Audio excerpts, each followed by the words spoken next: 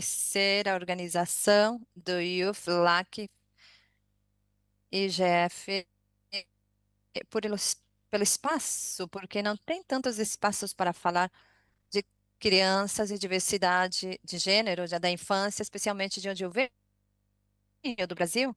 Então, prazer estar aqui com vocês. Antes de tudo, eu gostaria de lembrá-los de que infâncias trans existem, infâncias queer existem, LGBTQ+ mais existem.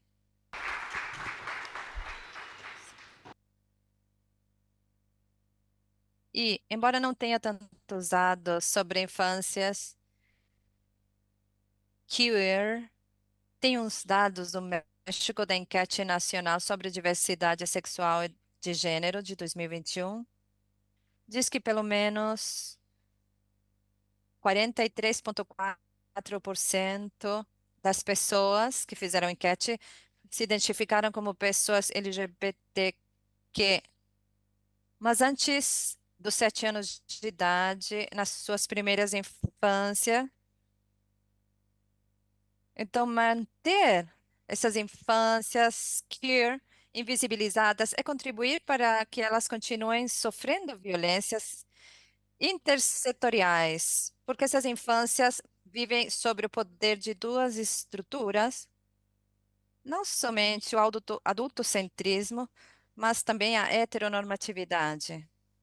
Mas, de acordo com a Convenção dos Direitos da Criança, aprovada pela Assembleia Geral das Nações Unidas, ratificada por países da América Latina, inclusive o Chile e o Brasil, as crianças têm direito à identidade e à proteção em contra do abuso e o prejuízo e o direito de acesso à informação. Lembro a todos que a igualdade de gênero, questões de gênero, tem a ver com um dos objetivos de desenvolvimento sustentável das Nações Unidas, que tem a ver com a Agenda 2030. Então, é um dever não somente das famílias e do governo, mas também de toda a sociedade garantir esses direitos e os que estão ligados com a livre expressão de gênero e sexualidade para essas crianças. Elas estão cada vez mais presentes na internet. Um a cada 3 usuários do mundo todo é um menino. Esse é um dado desatualizado de 2017. Então, acredita-se que hoje cada vez mais crianças estão conectados com a internet. Isto é de acordo com o Fundo das Nações Unidas para. Assim, esse painel visa discutir com a perspectiva de diferentes países como é a participação e o acesso às informações que a internet para a infância, gênero diversas e discutir o que é preciso para criar espaços seguros de acolhimento e acesso às informações na internet para crianças dissidentes de gêneros. Vamos começar nosso painel com a participação de Yadira Pérez Serrano, que está no México, mas de Yadira representa.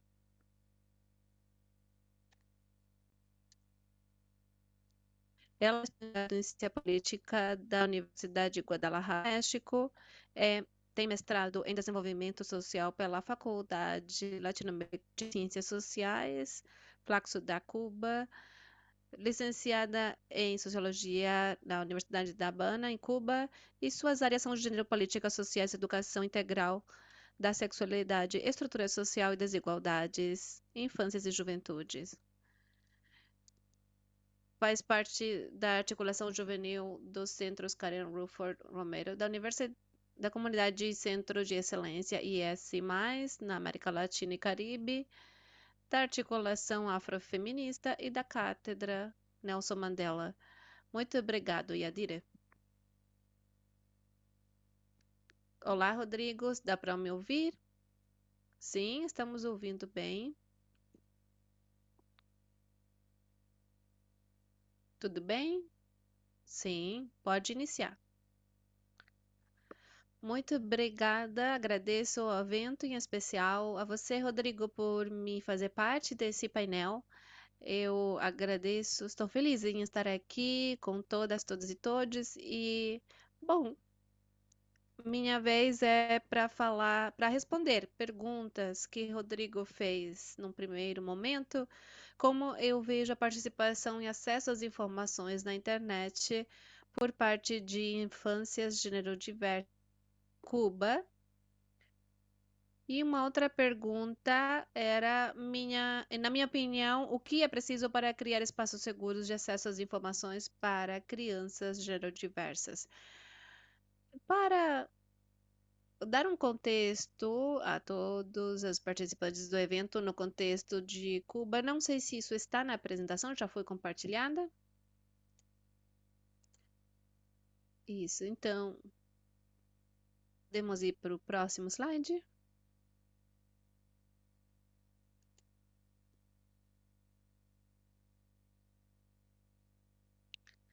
Para iniciar e antes de entrar diretamente no contexto cubano, eu visualizo que, para mim, essa temática é associada com duas questões fundamentais. Primeiro, o acesso à internet, que em boa parte é condicionado pelas questões materiais e econômicas, e também o consumo da internet, ou seja, o que nossas infâncias estão consumindo. E isso é associado ao capital cultural, porque estamos falando de processos, participação culturais na internet. Os interesses das crianças, a influência de pares, também crianças, a mediação, intervenção de pais, tutores, tutoras, da família de maneira geral, como influem no que essas infâncias consomem. E esses assuntos são atravessados por desigualdades sociais que são consequências de uma estrutura social. Para dar mais contexto, vamos para o próximo slide. De Cuba, especificamente. A questão em Cuba, na internet, é um grande desafio, principalmente para infâncias e adolescências, porque estamos falando de um fenômeno muito recente no país, a partir de 2014, 2015, começamos a ter acesso às redes Wi-Fi. E mais adiante, 2017, 18, foi foi introduzida a tecnologia de dados móveis.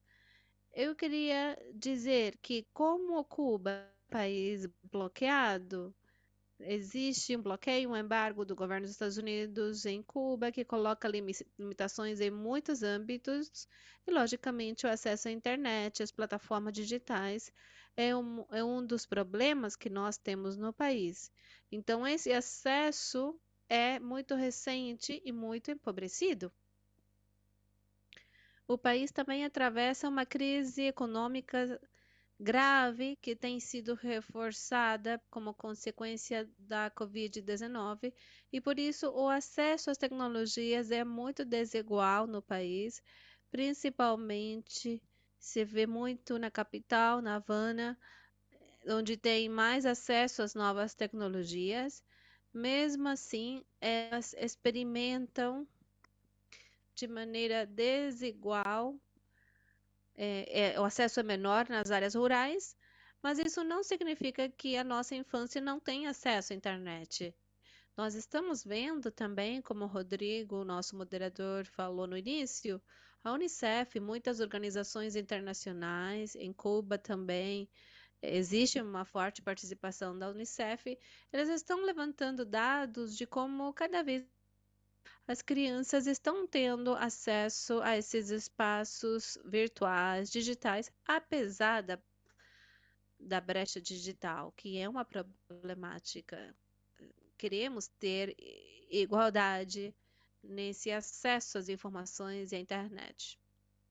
Eu queria dizer também que, evidentemente, devido a essas questões associadas principalmente a desigualdade de acesso às tecnologias no ensino primário, no ensino secundário.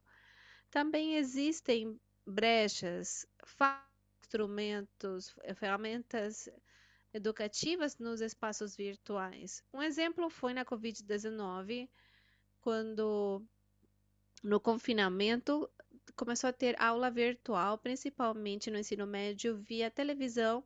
Mesmo assim, foi comprovado que nem todas as crianças tiveram acesso a essas aulas virtuais, porque nem todas tinham televisores em casa. Nas universidades foram criadas plataformas digitais para realizar essas aulas. Mesmo assim, teve desigualdade no acesso à internet, problemas de conectividade, acesso aos computadores, smartphone, tablet. E a maior brecha nessa questão digital foi vista principalmente nas áreas rurais. Então, como é que Cuba, com essa problemática de acesso à internet, consegue consumir, por exemplo, informações, produtos de plataformas televisivas como Netflix, que é uma das que mais influencia infâncias e juventudes gênero diversas. Existe um mercado informal, existe um produto, um projeto, um pacote no Consi que informalmente ela contém esses produtos porque as pessoas não têm acesso a essas plataformas. E ali são coletadas as informações de outras plataformas. Aí as pessoas podem entrar lá, consultar o que elas querem para seu consumo. Essas são algumas das séries que mais influenciaram no consumo de jovens gênero diversas como Euphoria, Pose, Sex Education, The L Word, que de alguma maneira podem ser consideradas como algo positivo, porque levantam questões relacionadas com diversidade sexual e de gênero, questões historicamente invisibilizadas. Mas pensando nas infâncias, também são uma fraqueza porque não temos acesso a esse tipo de produtos mais pensado para infâncias em si, são mais para adolescentes e jovens. Eu vi essa questão do consumo das informações no início a gente falava de acesso, mas também o que é consumido, né? Isso é importante. E isso também pode trazer efeitos negativos, porque es- as pessoas estão acessando informações não verificadas cientificamente, sem supervisão e acompanhamento de pessoas adultas que possam supervisionar esses grupos populacionais. Então, uma das questões que nós vimos no Centro Nacional de Educação Sexual de Cuba é como fica evidente um fenômeno que tem a ver com automedicação das adolescências trans nos processos de transição devido a informações não verificadas, sem um acompanhamento, sem moderação do consumo das informações. Vemos casos de hipersexualização de grupos etários, risco de assédio e abuso infantil cada vez mais frequentes, problemas como grooming, ciberassédio, ciberbullying e sexting. Então, eu volto para a importância de uma intervenção, supervisão, acompanhamento do consumo por parte de pessoas adultas, dos produtos, informações que as infâncias estão consumindo. Eu pensava, quando nós falávamos sobre o que é preciso para criar esses espaços seguros de acesso às informações, à internet, para crianças e crianças gênero diversas, é que de todos os âmbitos, ativismo, academia, dos, de- tomadores de decisão em políticas públicas, muitas vezes não estamos conciliando a importância que esses grupos populacionais têm como sujeitos desses processos. Problemas de som?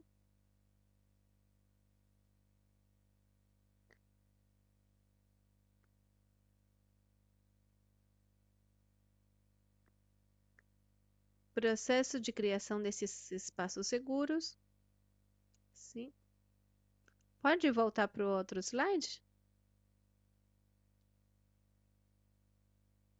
Yadira, estão me ouvindo? Agora sim, mas tivemos um problema técnico. Agora sim, não estamos vendo você. Sua imagem está travada, mas estamos ouvindo. Pode continuar falando? Eu falava da importância de entender as infâncias e adolescências como sujeitos e não objetos nesses processos. Quais suas principais dúvidas, interesses? Separar dessa visão tão adultocêntrica que nós temos. Se quiser, pode voltar para o slide anterior. Porque um dos problemas que nós enfrentamos hoje, que é bem sério, as digitais,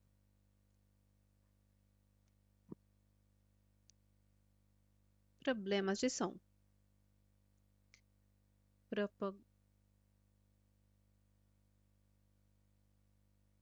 Exemplificar algumas dessas questões que estão sendo experimentadas.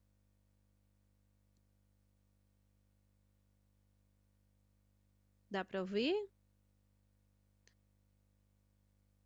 Dá para ouvir? Como os memes hoje também são uma maneira de participação digital.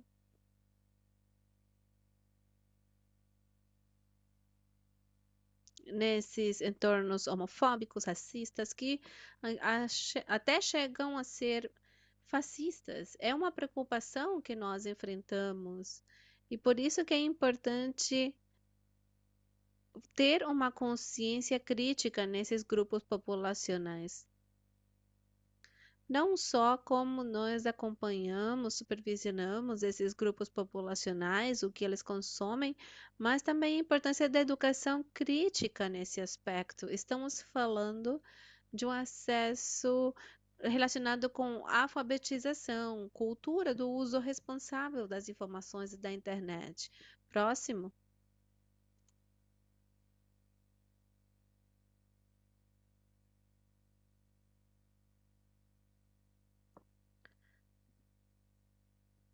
Aqui eu falava de como as políticas em Cuba, devido às mudanças legislativas, estão dando especial atenção a toda a educação integral da sexualidade, promovendo direitos sexuais e reprodutivos, promovendo a saúde sexual e reprodutiva, como eles estão reconhecendo a autonomia progressiva de crianças e adolescentes.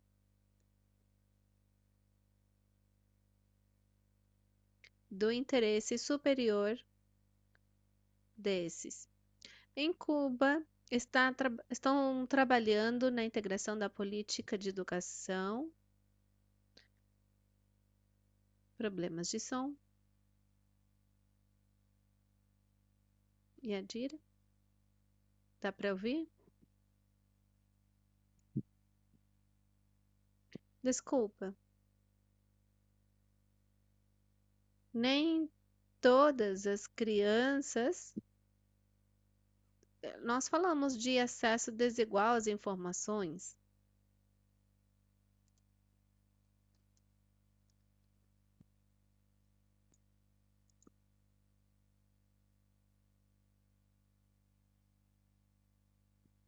Não estamos ouvindo você.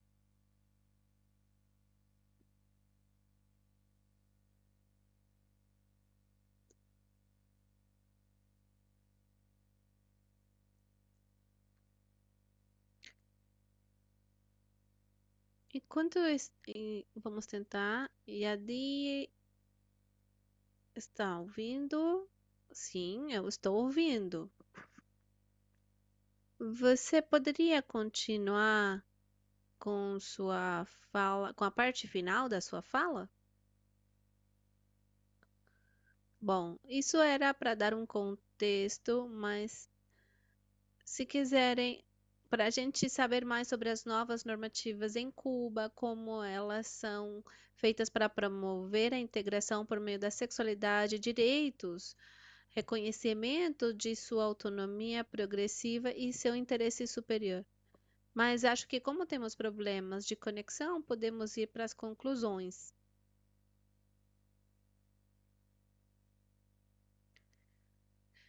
Antes, eu falei um pouco das estratégias, a integração com organizações internacionais que fizeram parte do processo de reconhecimento das infâncias gênero-diversas no país, campanhas que foram feitas e que dão representação.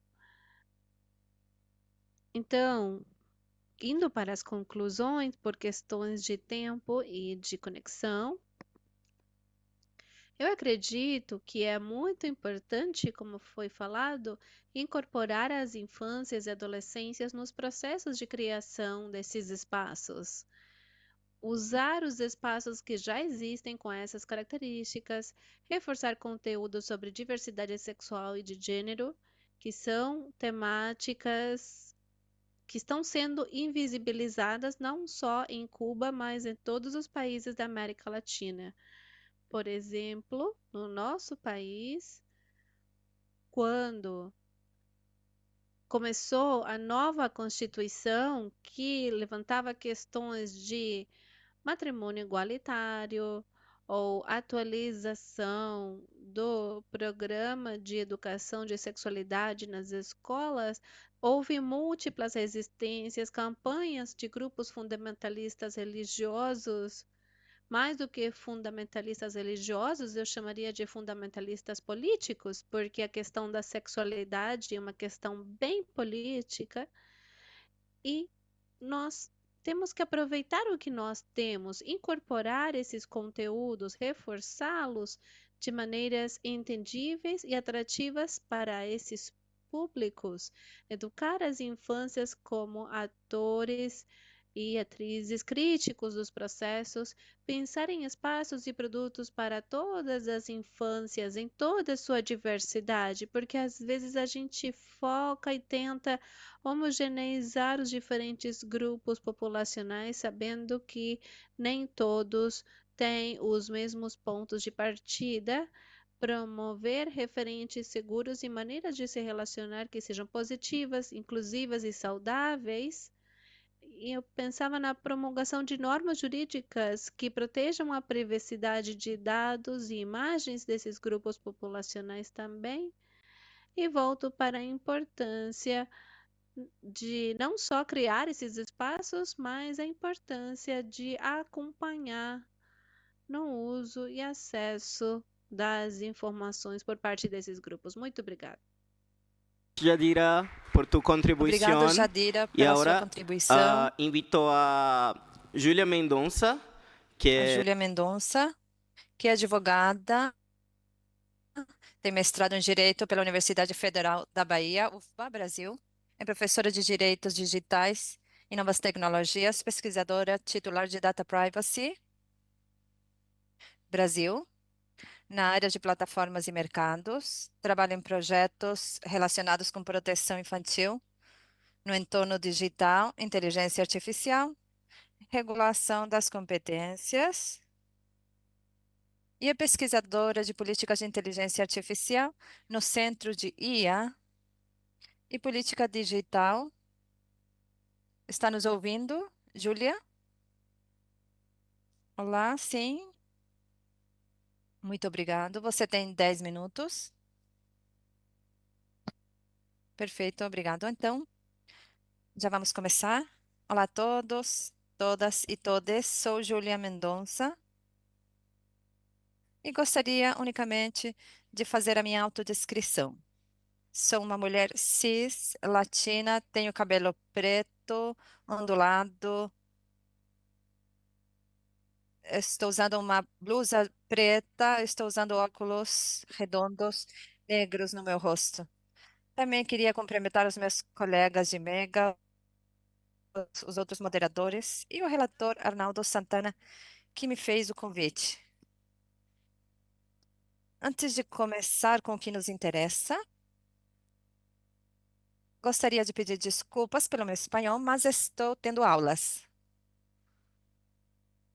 Então, quando falamos da existência da infância, temos que passar para as múltiplas infâncias. É importante destacar que quando me refiro aqui a meninos, meninas ou menines, ou entre aspas, infância, aqui vou me basear na classificação da ONU,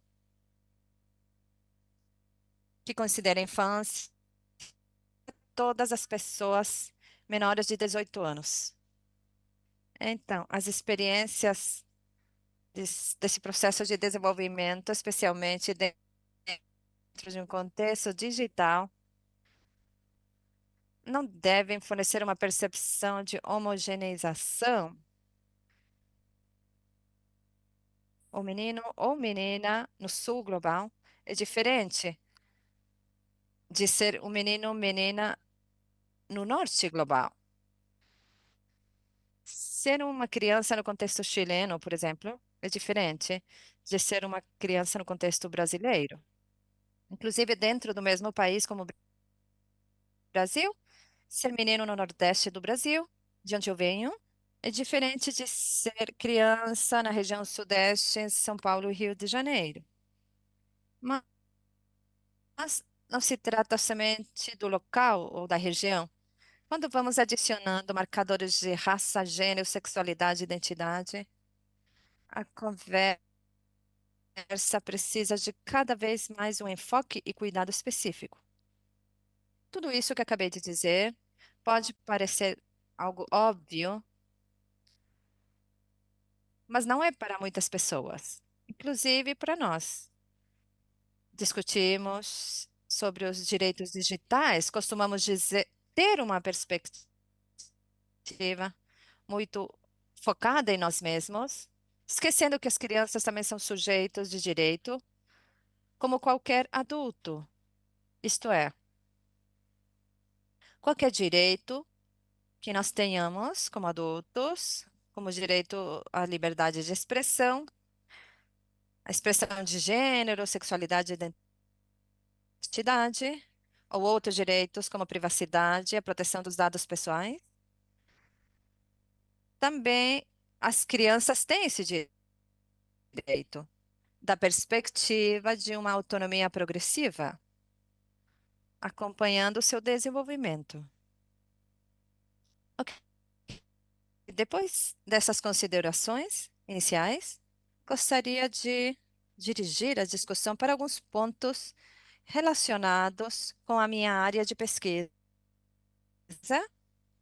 trabalho e estudos atuais, inteligência artificial e as plataformas digitais, junto com a proteção de mais jovens. Quando falamos de construir espaços seguros de acesso à informação para crianças, temos que dar um passo atrás e nos perguntar: como estão acessando efetivamente a informação as crianças hoje em dia? As respostas podem variar, mas sem dúvida vão incluir sistemas de inteligência artificial, geradores e plataformas digitais, especialmente aquelas de vídeos curtos. E, claramente, como toda pessoa, informação, questionamos o seu local no mundo. Os meninos e meninas têm perguntas sobre gênero, sexualidade e identidade. E quando não tem uma rede de apoio presencial, eles procuram, nesses meios, a forma de obter respostas. Para mostrar isso, fiz uma pergunta para a IA geradora, inteligência artificial geradora, mais usada atualmente, ChatGPT, para entendermos melhor o meu ponto de vista. Como saber se eu sou uma pessoa bi-generary?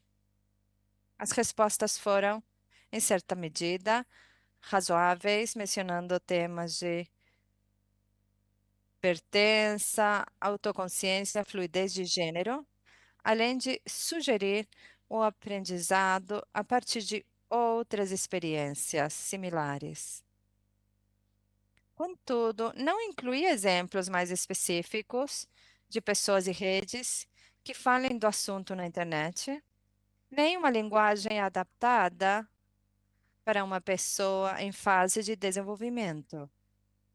Devemos mencionar que o ChatGPT foi suspenso na Itália por uma autoridade de proteção de dados, precisamente por não contar com mecanismos de verificação de dados e de idade. Também tive a oportunidade de ser convidada como especialista para testar uma versão infantil, entre aspas, de IA geradora de uma grande empresa que ainda não saiu para o mercado. E aqui aumenta a minha preocupação. Pensei numa criança que poderia estar sendo ofendida na escola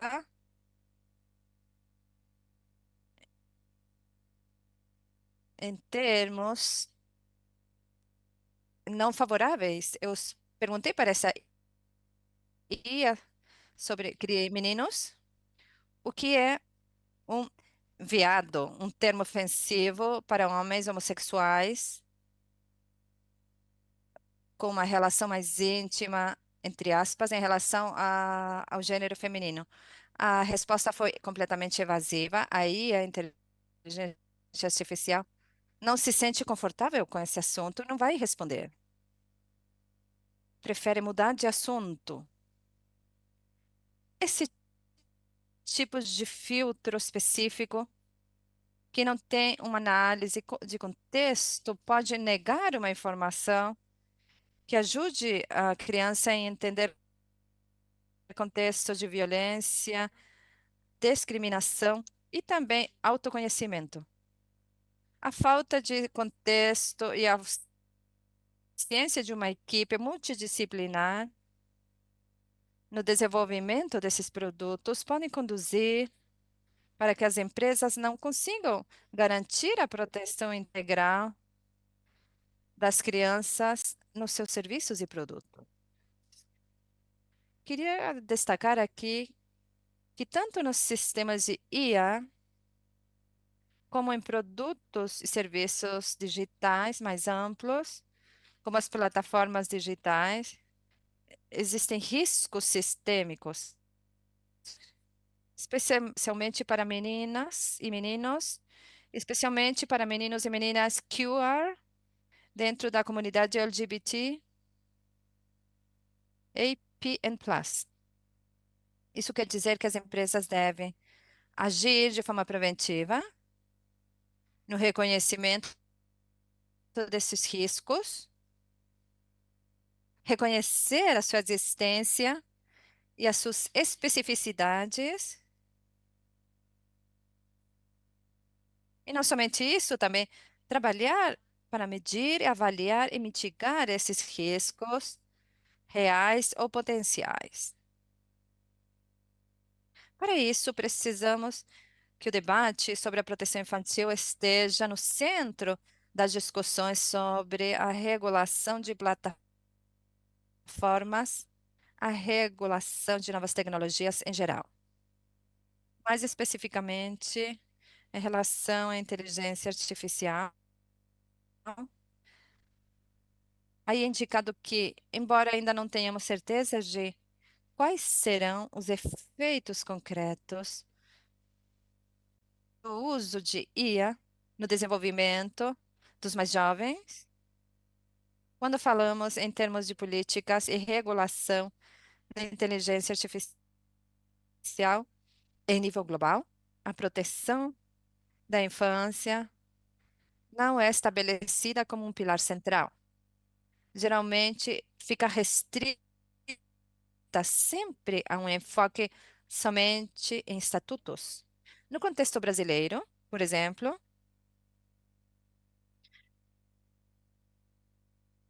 a regulação da inteligência artificial está sendo debatida amplamente na atualidade. Contudo, entre os projetos legislativos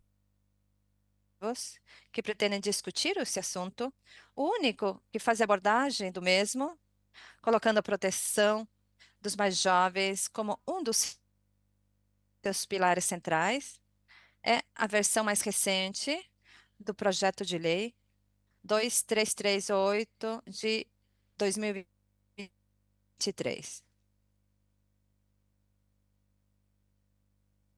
Em relação à regulação de plataformas, já existem normativas globais sobre a proteção das crianças e os riscos sistêmicos das plataformas digitais.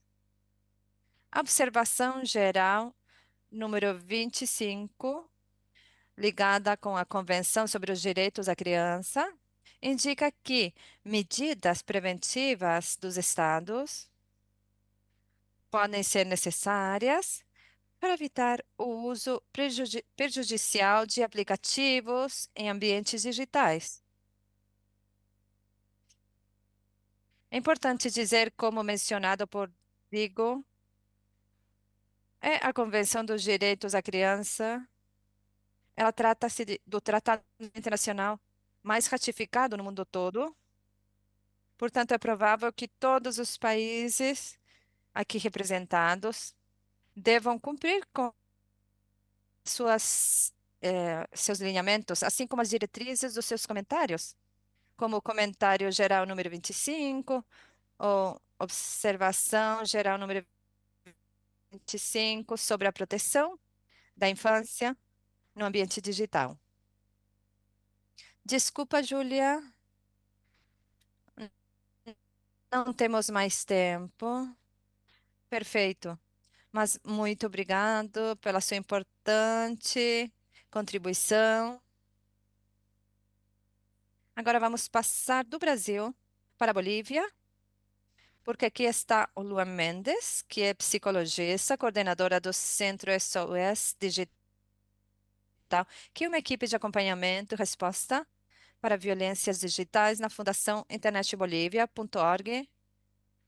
Tem pós-graduação na governança de internet pela Universidade de São Andrés, na Argentina.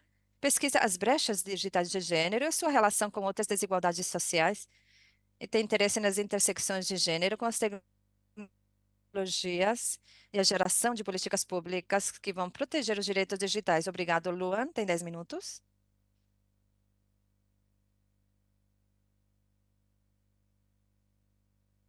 Boa tarde, muito obrigado pelo convite. Vou passar a apresentar as duas perguntas que foram compartilhadas comigo, importantes para entender esse tema. A primeira é como você observa a participação e acesso à informação na internet das infâncias de gênero diversas no seu país? E não, aí, na hora de pensar como poderíamos responder essa pergunta, lembrei um pouco do contexto educativo da Bolívia. Os professores e professoras da educação primária e secundária se opuseram em múltiplas ocasiões e nesse ano para a modificação do currículo dos colégios, porque, entre outros, esse ano incluiria a educação sexual integral. Então, partindo dali, na educação escolar não existe a questão da educação sexual integral, e muito menos falar de educação sexual integral digital. É difícil fazer abordagem da sexualidade e do gênero nas unidades educacionais, especialmente nas questões em áreas rurais, fora da área urbana. É muito difícil falar de acesso à educação e participação digital das infâncias de diversidade de gênero. Outra questão que devemos levar em conta no nosso contexto é a grande brecha de digital de gênero que existe, que já foi falado antes em outras sessões também que podemos ouvir. Creio que é um tema estrutural porque é transversal a todas as desigualdades sendo abordadas nesse evento. Na Bolívia, se bem o acesso à internet melhorou muito depois da pandemia, continua existindo uma grande brecha digital de habilidades. O uso crítico da tecnologia não costuma estar em todos os espaços geográficos do meu país. Aí, novamente, a diferença entre áreas rurais, periurbanas e áreas urbanas é muito vista, é bem crítico isso. Também está ligado com motivos econômicos e também razões que têm a ver com acesso à infraestrutura, o acesso a dispositivos, especialmente em áreas rurais. Pelo trabalho que temos fazendo na Fundação Internet Bolívia, vimos que muitas famílias compartilham dispositivos, somente tem um celular em casa, embora sejam três, quatro meninos ou meninas, somente tem um computador, se houver, em muitos lares não tem. Então, esse fato de compartilhar os dispositivos também está ligado com acesso à informação, especialmente se estamos falando de acesso à informação de educação sexual digital, porque, logicamente, os meninos e meninas vão ter um pouco de medo de procurar informação na internet quando esses dispositivos são compartilhados, estão constantemente vigiados pelos seus pais. Nesse contexto, procurar esse tipo de informação pode expô-los a enfrentarem outros tipos de violência, como a física, psicológica, dentro das suas famílias. Então, a questão da brecha digital ligada com acesso a dispositivos está muito ligada com acesso à informação e à privacidade que eles vão ter para poderem procurar essa informação. Por outro lado, tem um problema muito ligado com isso, que é o contexto político do meu país. Como estamos numa crise política de representação de o partido do governo briga com o próprio partido, são divididos e também com os partidos de oposição. Isso faz com que a questão da violência de gênero, a educação sexual integral, que é a violência digital que afeta a infância, não seja um problema que esteja nas agendas de quem toma as decisões. O que podemos ver é que, nesse contexto de polarização política, os discursos de ódio dos grupos antidireitos organizados têm muito mais protagonismo. Então, esse é um ponto bem importante, porque a agenda antidireitos na Bolívia cresceu um monte.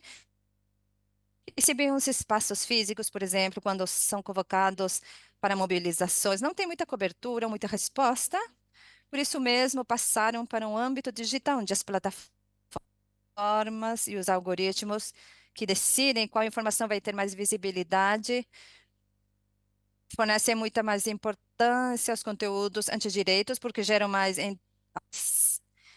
interação, mais visibilidade, conecta você com essa parte emocional, e isso faz com que esses conteúdos sejam virais de vez, em vez do que falam de educação sexual integral, os gerados pelos feministas ou pelos LGBTQI+. Isso também é algo que está como parte central do problema na Bolívia, onde o conteúdo de ódio E é o que mais acesso tem por parte das infâncias. Muitas vezes isso está, as redes sociais são inclusas nos pacotes de dados. Você compra um pacote, você vai ter um ou duas redes gratuitas, você vai vê-las porque são de graça e você vai se deparar com esse tipo de conteúdo. Então, o contexto de acesso às informações por parte das infâncias diversas é complicado. Agora, como contribuir? Logicamente, tem a relação com educação sexual integral como parte do currículo. Isso tem desafios como treinar, formar professores, professoras de áreas rurais nos próprios vieses que eles têm, não só conhecimentos, mas vieses que eles trazem devido à educação que eles receberam, porque a Bolívia tem uma sociedade muito conservadora. Também temos que propor às plataformas ou falar a elas sobre os conteúdos que elas viralizam. Também discutir se a segurança, a proteção da infância é o mesmo do que segurança, porque a preocupação dos pais e mães cuidadores na Bolívia, conforme alguns grupos focais que fizemos sobre cuidado dos filhos na internet, a principal preocupação é a segurança. Quais sites eles viram, que tipo de conteúdo eles viram, e se eles fizeram alguma coisa errada do ponto de vista dos pais, eles vão tirar o dispositivo da criança e, portanto, tira o acesso a um monte de direitos. Então, temos que criar estratégias em conjunto com a população, considerando todas essas interseccionalidades, por exemplo, as geográficas, culturais, para poder criar estratégias de maneira que os tutores das infâncias possam fazer isso no marco do respeito pela diversidade. Também gostaria de enfatizar a necessidade de treinar as infâncias em segurança digital holística, porque num contexto de repressão, procurar informações sobre sua orientação sexual pode colocar você em risco de ser vítima de violência. Então, como você cuida de sua segurança, como você navega, procura por essas informações de forma segura, é vital num contexto como o nosso. Com isso, eu encerro. Muito obrigada. Obrigado, Luan. E agora, para encerrar as apresentações, eu vou convidar a Patrícia Canteiro e Noemi Nunes para apresentar uma perspectiva local do Chile. Noemi Nunes é estudante de graduação de Assuntos Internacionais no Instituto de Assuntos Internacionais da Universidade do Chile. Ela estuda cibersegurança, proteção de dados pessoais e também uso responsável da inteligência artificial. A perspectiva interseccional está no foco dos estudos dela, que visa entender as diferentes experiências de diversos grupos perante os fenômenos do mundo atual. E Patrícia Canteiro, ela também é estudante de graduação de Estudos Internacionais do Instituto de Assuntos Internacionais do Instituto da Universidade do Chile. Ela pesquisa o direito à proteção de dados, inteligência artificial, principalmente no âmbito militar, e o impacto das tecnologias da internet na sociedade contemporânea. Ela já realizou estudos relacionados com políticas de igualdade de gênero. Ela se identifica como ativista nesse campo. Muito obrigado. Vocês têm 10 minutos. Muito obrigado por essa oportunidade, especialmente Rodrigo, Arnaldo, pelo convite. Iniciando com a primeira pergunta, dando um contexto mais local, a cobertura de internet, acesso à internet no Chile está muito generalizada. 95% das casas têm acesso à internet, portanto, em geral, os espaços digitais se posicionam com um grande potencial de acesso às informações, criação de comunidade com sentido de pertencimento e também a afirmação, no caso das infâncias, das identidades. Apesar de todo esse potencial, o Chile está experimentando uma mudança bem dramática em relação à hostilidade achada nesses espaços digitais. Conforme um estudo da Subsecretaria de Prevenção do Crime, aproximadamente 84% dos chilenos consideram que as redes sociais são muito inseguras ou inseguras. E esses fatores ficam muito mais acentuados quando falamos das infâncias e da comunidade LGBTIQ+. 88% dos menores que usam espaços digitais já sofreram de violência digital e 65% da comunidade e dos grupos de diversidade. Isso tem como pano de fundo, uma tendência muito dramática, que é o aumento sustentado dos discursos de ódio em relação à comunidade LGBT em contraposição com uma diminuição dos discursos de apoio. Por exemplo, nessa mesma consulta cidadã, perguntaram para as pessoas que se identificavam como ativistas da comunidade LGBT como elas eram atacadas. Elas disseram que 42% já foi vítima de violência digital e, especialmente, isso se manifesta através de fake news, questionamento de sua identidade, mas principalmente de sua inteligência. Então, isso é muito preocupante porque coloca um cenário que é propício para que pessoas identificadas como ativistas, elas queiram sair desses espaços. Como isso afeta toda a comunidade, mas principalmente as crianças? Que informações, na realidade, as crianças vão acessar se as pessoas encarregadas de colocar informações na sociedade, elas querem sair desses espaços? A preponderância dos discursos de ódio está se fortalecendo mais e está atingindo as infâncias. Outro ponto focal em relação ao Chile é o status do acompanhamento e denúncia de violência digital. 81% das pessoas desconhece o processo de denúncia contra a violência digital e apenas 17% dos que já sofreram violência digital têm a coragem de denunciar. Isso por muitos fatores. Primeiro, o processo é complicado e, segundo lugar, eles acreditam que isso não vai trazer resultados efetivos. Isso não vai se traduzir em nada. Assim, efetivamente, os dados mostram que apenas 24% das pessoas que denunciam acabam tendo uma conclusão satisfatória, ou seja, 76% das pessoas que denunciaram não tiveram resultados satisfatórios.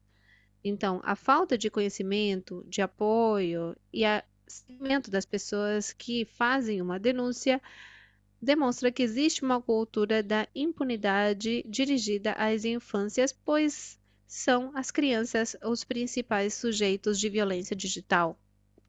E, acima de tudo, eu gostaria de destacar um ponto que acho fundamental. É importante validar esse tipo de problemas, principalmente com coleta de dados. Todos os estudos que existem, em geral, eles estão dirigidos às comunidades que usam da internet.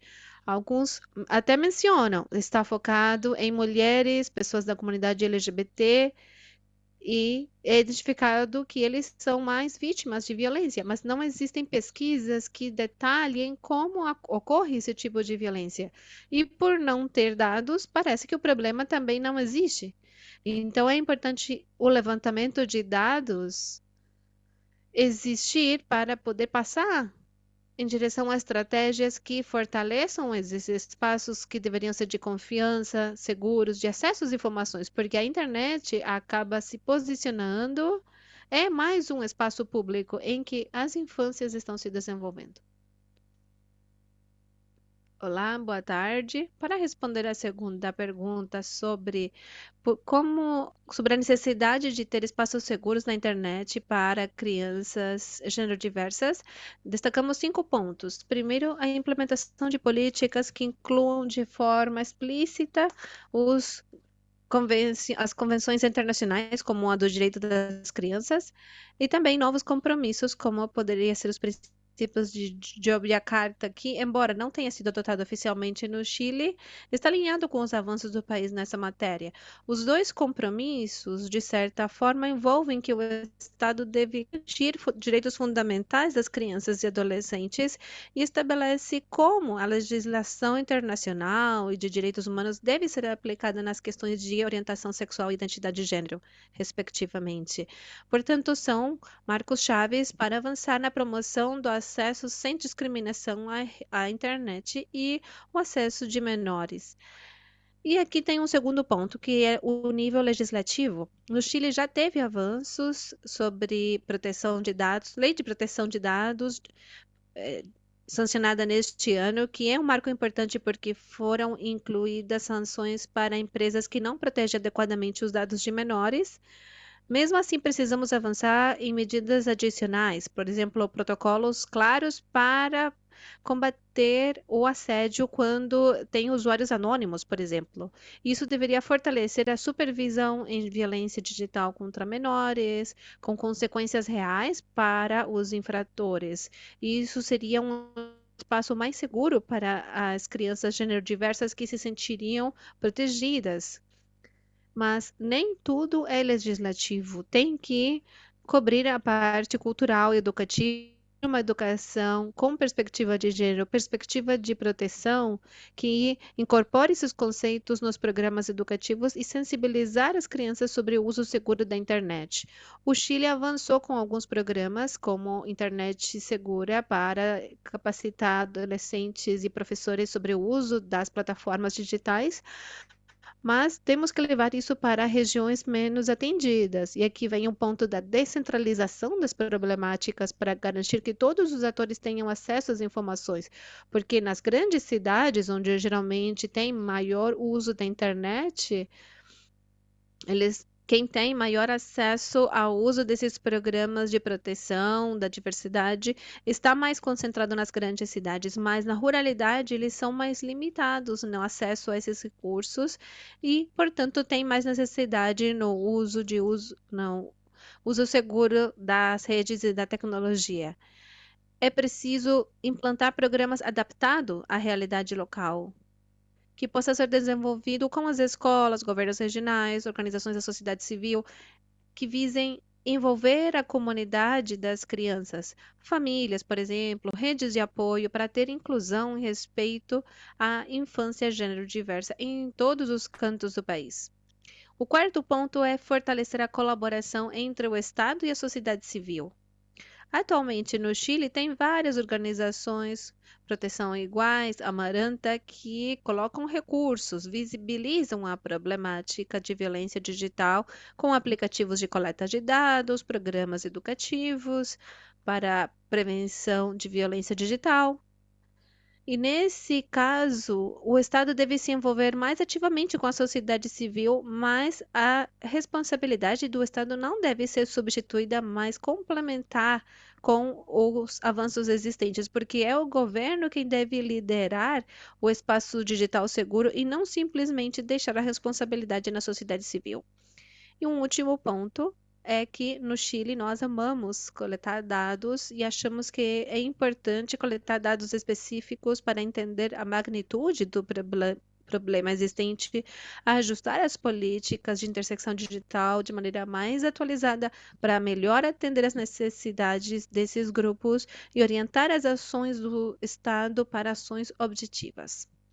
Em resumo, nós queremos dizer que já existem esforços no país, mas eles não podem ficar estagnados, eles têm que continuar em frente, porque a internet avança, o acesso avança e isso não vai parar, vai continuar evoluindo e as problemáticas que com ele vêm também avançam. Então, as respostas e ações não devem ser fixas, focadas apenas em um ponto, mas combinadas, atendendo a educação, cultura, legislação, coleta de dados, etc., para ter espaços online em que todas as infâncias, especialmente as gênero-diversas, se sintam protegidas e livres para explorar sua identidade num entorno que respeite e valorize a diversidade. Obrigada.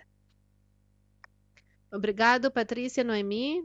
Acho que temos um pouquinho de tempo para uma ou duas perguntas.